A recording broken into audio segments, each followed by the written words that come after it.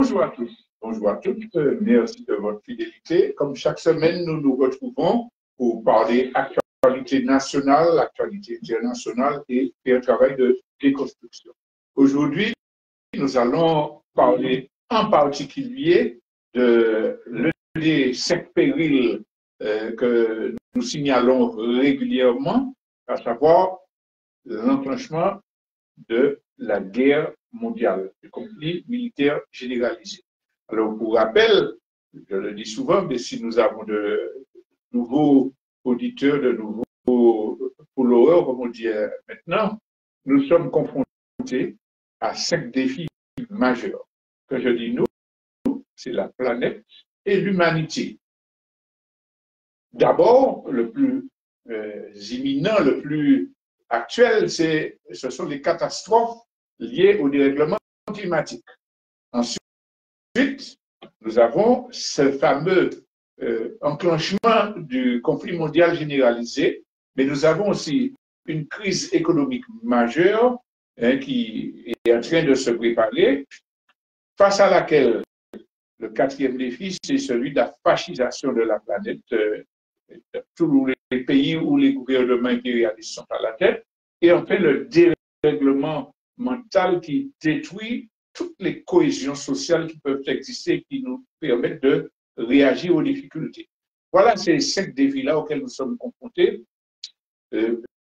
Si vous regardez les informations quotidiennes, vous verrez que ces 5 défis-là sont omniprésents. Quand on voit ce qui se passe en Espagne, on doit dire, bon, dans une semaine, dans 15 jours, un mois, 2 ans, nous serons obligatoirement confrontés à de telles catastrophes. Pour ne prendre que cet exemple. Alors aujourd'hui, je vais m'arrêter sur la marche vers le conflit militaire mondial, parce que cette semaine-là encore, des éléments sont venus confirmer cette réalité.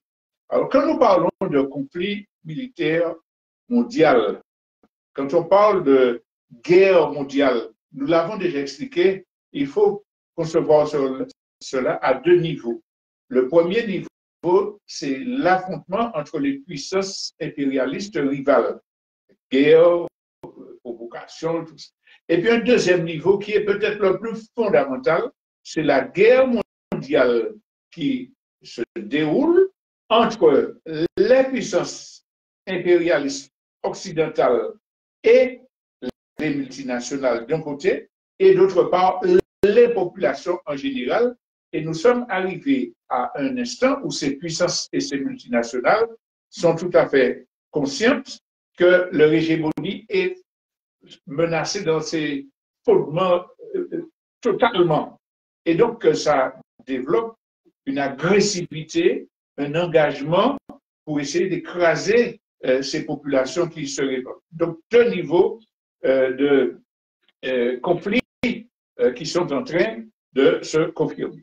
On va commencer par la question du conflit entre les superpuissances. Alors, nous avons déjà dit que le bloc occidental, États-Unis en tête, Union européenne et autres alliés, sont tout à fait conscients que le bloc des puissances rivales est en train de prendre le dessus, tant sur le plan économique que dans la préparation même de l'affrontement militaire et dans le contrôle des matières premières au niveau international qui permettent de garantir les assises de la domination.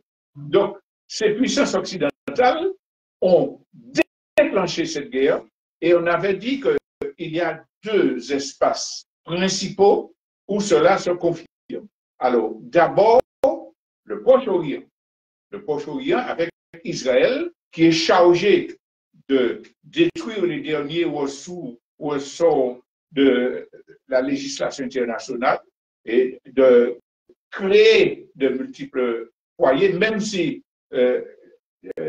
Israël va plus loin que ce que demandent les Occidentaux et risque de faire déraper la stratégie globale, mais n'empêche que il y a un afflux massif de finances et d'armement à Israël pour essayer de mettre l'Occident en position de force dans le conflit mondial.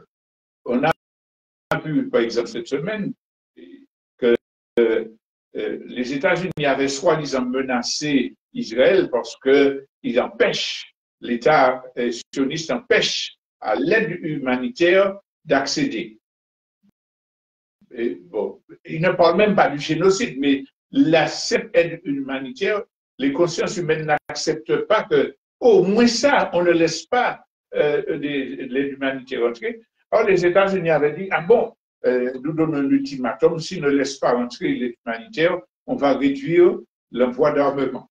Évidemment, c'était pour l'opinion publique qui l'avait dit, parce que Israël a ouvert un petit passage qu'il contrôle et où il favorise les pillages en assassinant la police palestinienne.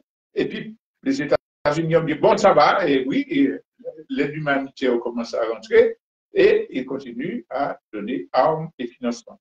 Je fais la parenthèse pour montrer l'hypocrisie, mais le problème, c'est que les Occidentaux accordent armes, finances et soutien diplomatique.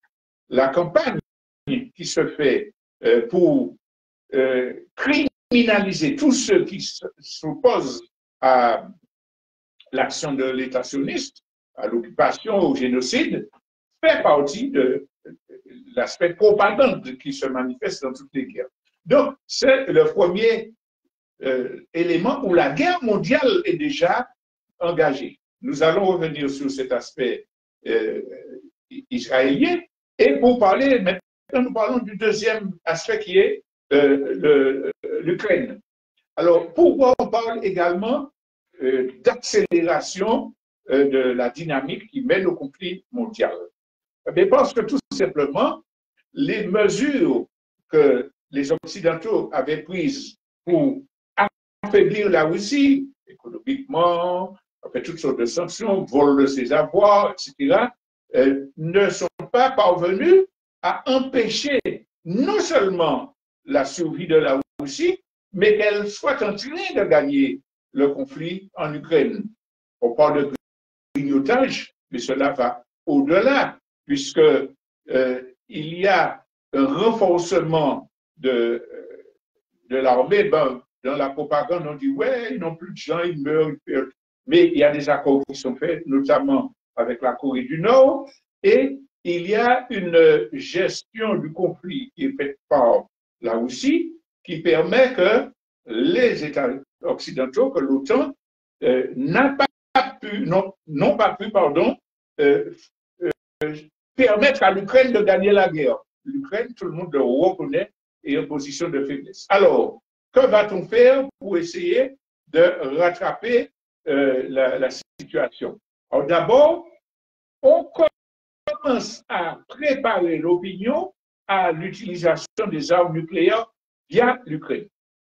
On dit que oui, en quelques semaines ou en quelques mois, l'Ukraine peut disposer d'armes nucléaires parce que rappelons-nous que c'est en Ukraine du temps de l'Union soviétique que l'essentiel de l'arsenal nucléaire était stationné et quand l'URSS s'est décomposée, il y a eu un accord pour que l'Ukraine remette toutes les armes nucléaires entre les mains de la Russie et prenne l'engagement de ne pas rejoindre l'OTAN. Mais là, à présent, les États occidentaux préparent l'opinion à ce que l'Ukraine utilise des armes nucléaires. Alors on dit qu'ils pourront fabriquer, ils ont la technologie. Non, c'est qu'ils disposent également du soutien des conseillers, des finances de l'OTAN pour pouvoir accéder à une arme nucléaire qu'ils pourraient utiliser contre la Russie. Donc il y a cette possibilité d'utiliser l'arme nucléaire Mais il y a la préparation de conflits avec d'autres pays que l'Ukraine. L'armée maintenant devient l'une des premières armées en Europe et qui commence à faire des actions militaires. Hier, précisément, on vous dit que ça a été l'attaque la plus massive que la Russie ait faite depuis le début de la guerre sur l'Ukraine, avec des centaines de drones, de missiles, etc. Eh bien, hier, la Pologne a envoyé ses avions à la limite de la frontière russe, soi-disant pour attaquer un éventuel missile qui se dirigerait vers la Pologne. Donc, il y a une montée en puissance de la Pologne pour montrer qu'elle est prête à intervenir dans le conflit et elle ne s'en cache pas. Personne ne parle plus du caractère fasciste de la Pologne, des atteintes aux droits, puisque c'est un allié de l'OTAN. Fermons la parenthèse. Donc, il y a cet aspect-là, la Pologne. Et puis, troisième élément, l'autorisation d'utiliser les armes à longue portée par les Ukrainiens pour attaquer les fonds de la Russie. Jusqu'à il y a un mois, les Occidentaux savaient bien que c'était un casus belli, un cas pour déclencher la guerre directe avec la Russie. Parce que ça voudrait dire que leurs armes, les armes occidentales données à l'Ukraine, attaqueraient des villes russes. En droit international, ça justifierait que la Russie réponde aux fournisseurs, en attaquant les fournisseurs de ces armes. Donc, jusqu'à présent, jusqu'à à peu près un mois, tout le monde disait non, on ne va pas le faire. Mais depuis un mois, les différents pays disent bon, nous allons autoriser les Ukrainiens à utiliser des armes à longue portée que nous allons donner. Alors, ça montre que là, les choses sérieuses se préparent. Je ne parle même pas du troisième espace avec la Chine et Taïwan.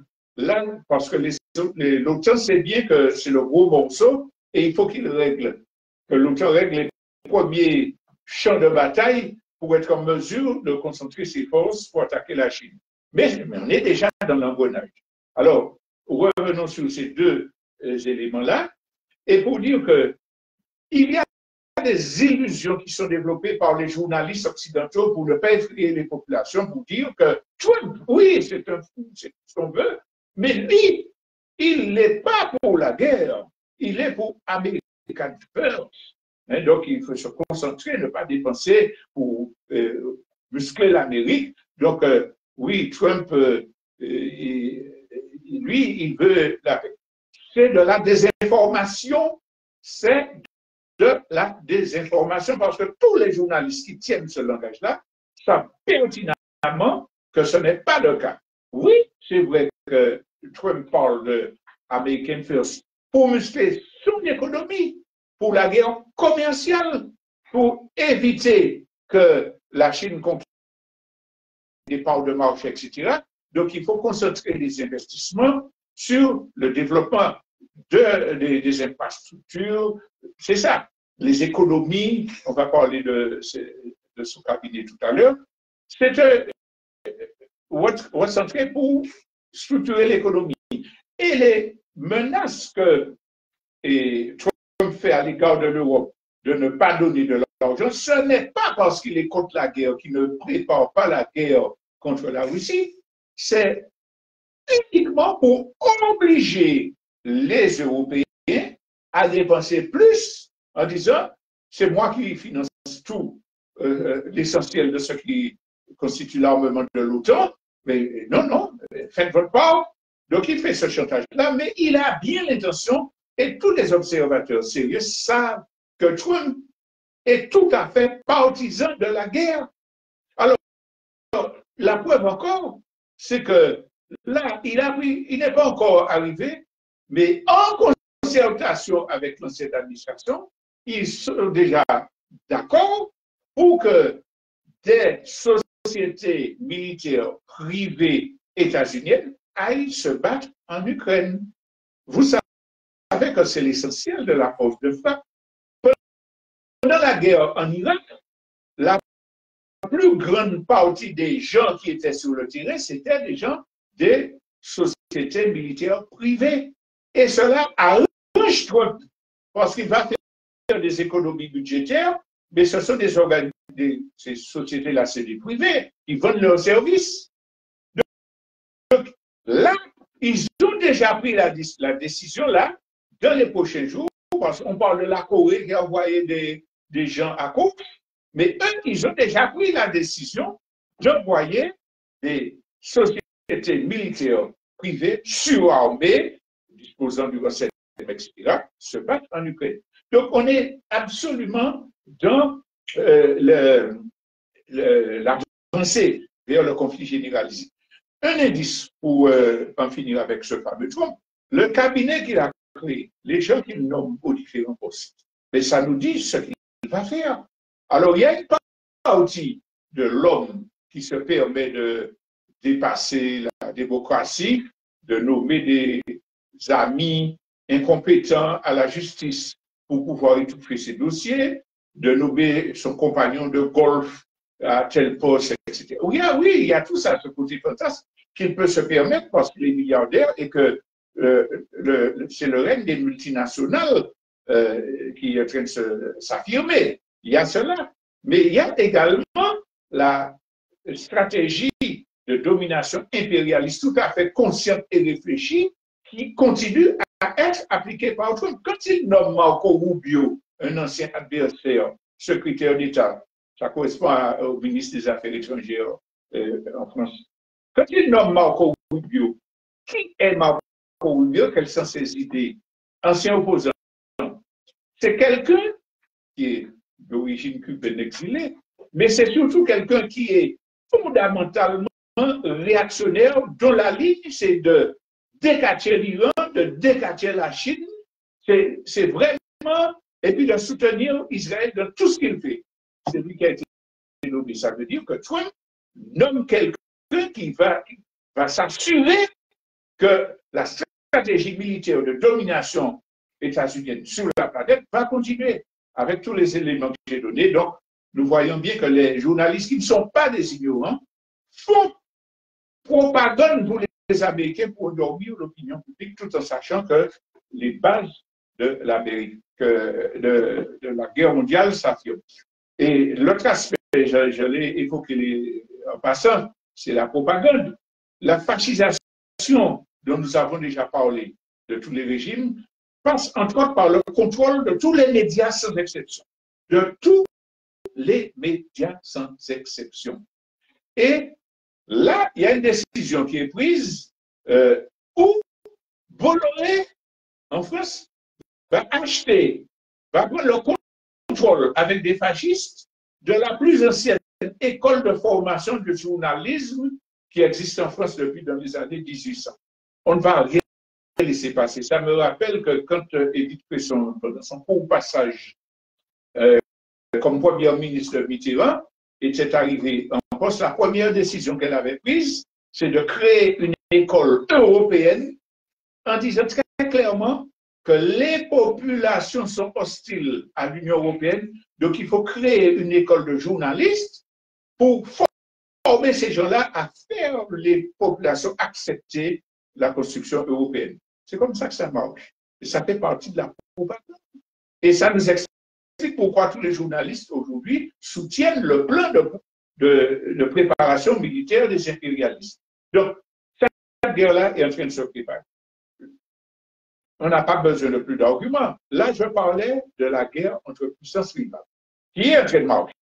Mais la guerre entre les multinationales, les gouvernements impérialistes et puis l'ensemble des peuples, elle aussi est déjà largement en cours. Elle est plus ancienne encore que toutes les stratégies dont j'ai parlé concernant l'OTAN, la Russie, etc. Puisque, bon, c'est l'essence des capitalistes du système bourgeois, c'est d'écraser les luttes populaires. Vous savez bien que les forces dites de l'ordre, en fait, les forces de répression, passent le plus clair de leur temps à crever les yeux des gilets jaunes, à matraquer des manifestants écologistes, etc. C'est-à-dire que la guerre entre les multinationales et les États qui les représentent et l'ensemble des peuples qui ont des intérêts contraires, elle date de tout temps. Mais là, il y a une accélération parce que ces multinationales et ces gouvernements ont bien pris conscience que les peuples sont de plus en plus avertis, ne sont pas dupes de leurs promesses, se rendent compte que il n'y a pas de démocratie, on vote pour le nouveau Front populaire parce qu'on est contre Macron, et puis au bout de compte, on a Baoulien qui va faire passer un budget d'austérité au 49%. Donc, ils sont conscients de cette affaire-là. Et donc, ils intensifient la guerre en réduisant les droits, en contrôlant l'opinion. Alors, petite parenthèse, toujours, quand on a parlé du contrôle des médias, ça veut dire aussi contrôle de tous les téléphones portables, de tous les ordinateurs, de tous les TikTok, de tout ça. Du jour au lendemain, on bloque tout.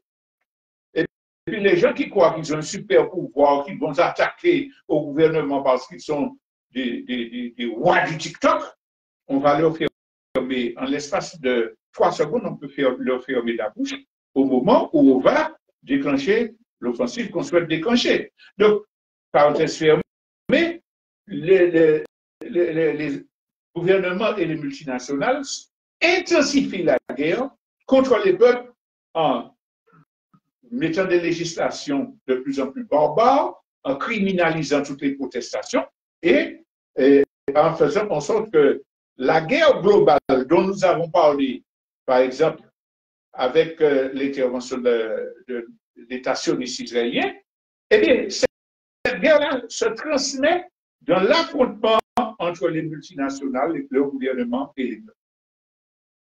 Il est clair que la question palestinienne, les gens qui se prétendent militants et puis qui disent qu'il ne faut pas se mêler de la question palestinienne parce qu'il paraît que dans l'Antiquité, un noir, un blanc palestinien tue un noir.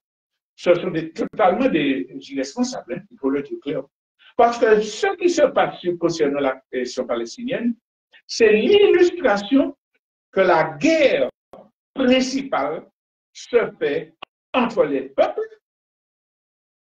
les multinationales et leur gouvernement.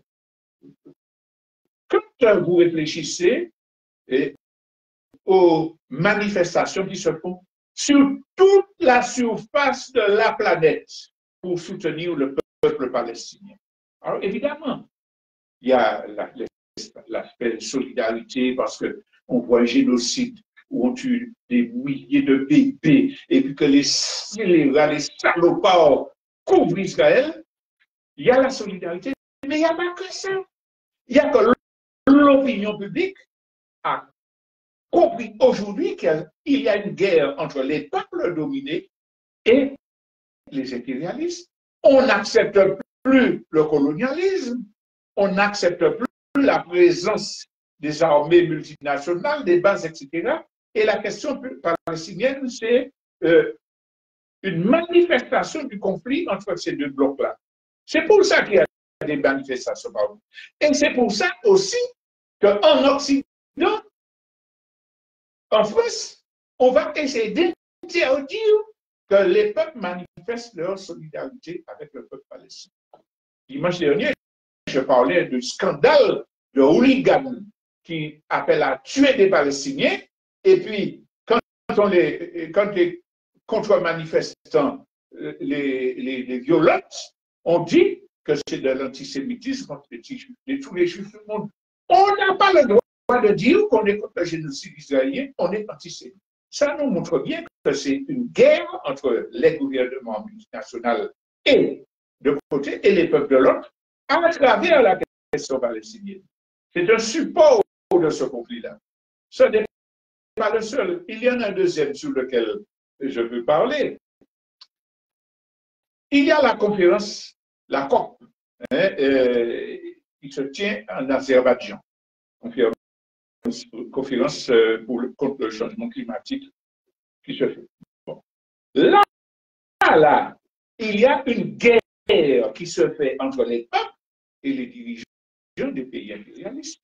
La chose, c'est précisé, parce que l'ensemble des peuples dominés, l'ensemble des peuples occidentaux conscients du dérèglement climatique, dans les instances internationales, disent on ne veut plus de barater. Vous êtes responsable de ces crimes-là. Vous devez payer parce que c'est nous qui subissons les catastrophes. On a évalué à 1500 milliards de dollars les financements nécessaires pour empêcher l'augmentation du climat et la préparation des défenses et contre les catastrophes.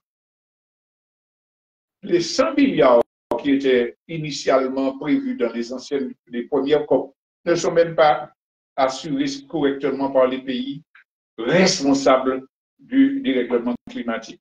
Il faudrait 1500 dans l'immédiat pour protéger en attendant de changer le modèle.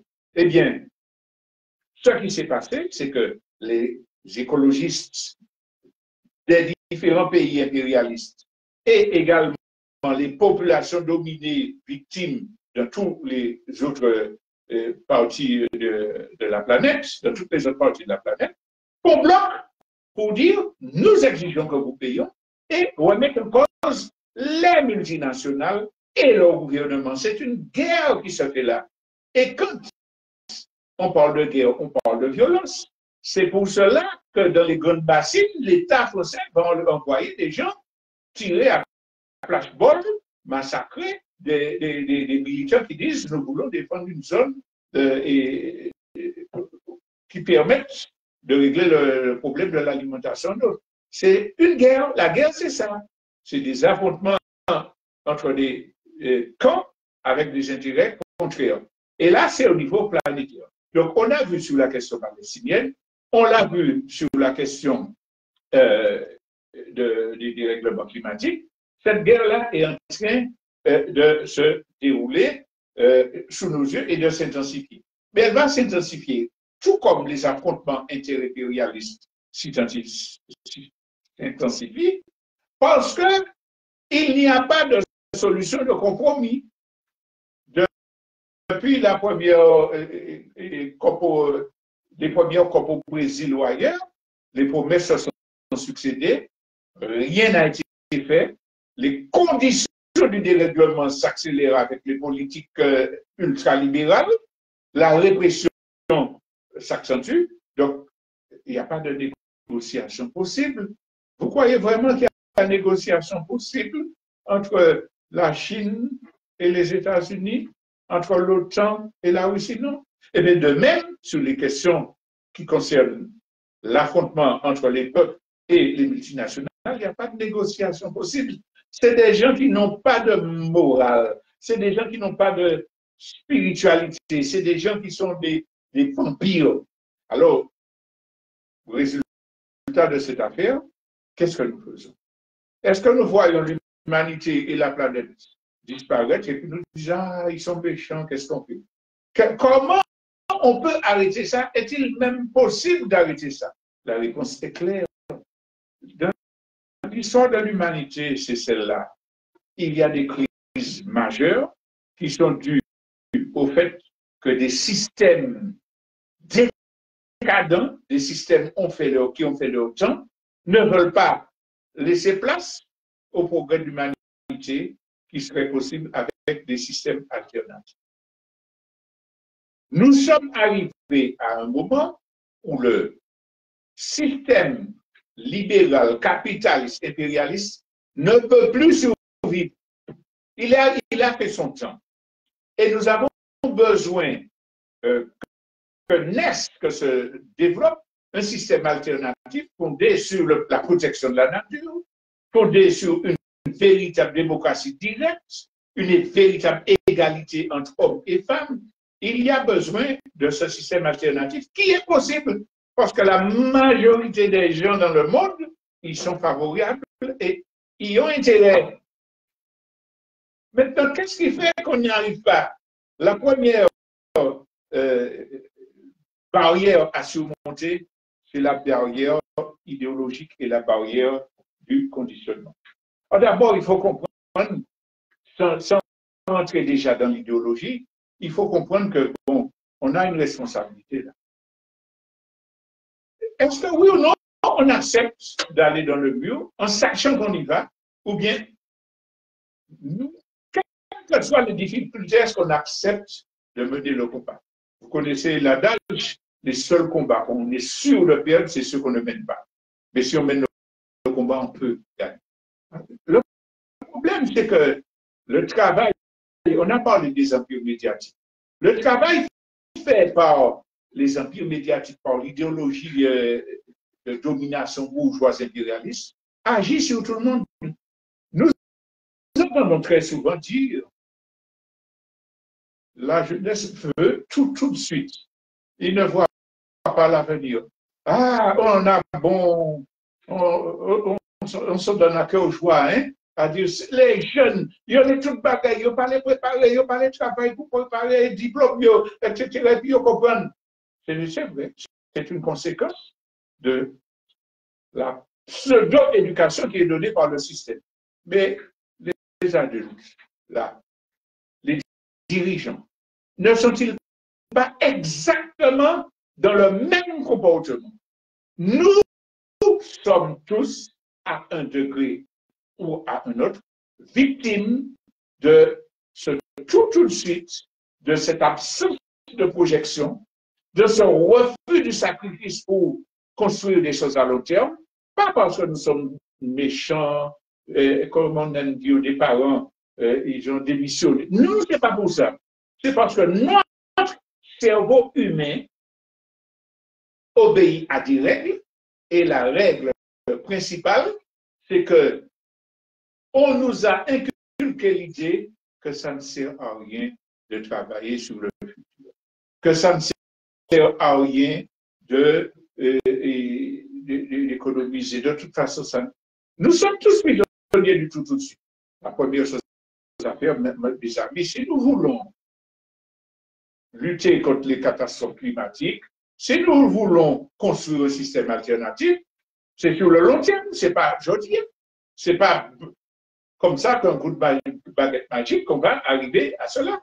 Cela demande que nous prenions le temps de construire les conditions du système. Quelles sont ces conditions-là? Premièrement, la cohésion nationale, la collaboration entre les peuples. Si nous ne faisons pas ça, nous pécherons. Deuxièmement, la compréhension de la situation qui demande la lecture, le débat, la tolérance, la bienveillance. Troisièmement, la conception d'une stratégie alternative. Qu'est-ce qu'il nous faut faire sur le long terme, à court, à moyen et long terme? Et la mise en œuvre de cette stratégie-là. Et tout cela demande une organisation. Ce n'est pas avec l'individualisme, le respect de la citoyenneté qui ne veut entendre rien de quiconque. On est tout le monde est donneur de leçons. Hein? C'est moi, les jeunes, etc. Je n'ai jamais étudié un livre de stratégie, d'économie, de politique, d'histoire, et puis je fais mon YouTube pour dire, là, il faut faire ceci, il faut faire cela, etc. Avec un erreur arrogant, disant, les autres n'ont rien fait, etc. L'histoire, il faut qu'on ait une organisation dans laquelle on se donne les moyens collectivement de s'auto-former, de se compléter et d'élaborer la stratégie dont nous parlons. Alors, ça nous amène à poser la question, mais qui va conduire ce système-là? Qui va créer cette organisation-là? Il nous faut, une fois pour toutes, comprendre, il faut que ce soit le peuple qui soit aux commandes. Ça veut dire quoi, peuple aux commandes? Ça ne veut pas dire que je délègue mes pouvoirs à quelqu'un. Ça ne veut pas dire que je cherche quelqu'un qui parle bien, quelqu'un qui connaît, et puis nous allons dire, ouais, j'ai déjà parlé de la question des leaders, je répète que le leader qui n'est pas délégué par le peuple pour mettre en œuvre des stratégies décidées par le peuple, c'est un faux prophète. Même s'il est sincère, le leader peut se tromper. Il peut tomber dans les pièges qui lui sont tendus par un ennemi qu'il sous-estime, dont il ne connaît pas la force et la perversité. Il vous dit, vini. Et puis quand vous finissez, il vous frappe. Le leader, même sincère, peut commettre de graves fautes par inexpérience et par sous-estimation du pouvoir et de la perversité de l'ennemi. Il peut être corrompu, il peut être assassiné, il peut être neutralisé. Mais dans tous les cas de figure, si on se base sur l'idée qu'on est des suivis, on va appuyer quelqu'un qui est supposé savoir ce qu'il faut faire, on ne prépare pas le changement, on ne prépare pas la révolution, on ne prépare rien de rien. Dire cela, ce n'est pas condamner qui que ce soit qui fait quoi que ce soit. C'est dire que si nous voulons une réponse sérieuse, durable, valable pour le peuple, parce qu'il ne s'agit pas de combattre l'ennemi seulement, hein. Il s'agit de construire l'alternative. Les coups des boucles, qui va faire l'éducation? Qui va soigner? Qui va former les gens? Qui va organiser les plantations? Il ne s'agit pas de dire, hey, plantez. Qui va diriger ça? Rien ne se fait.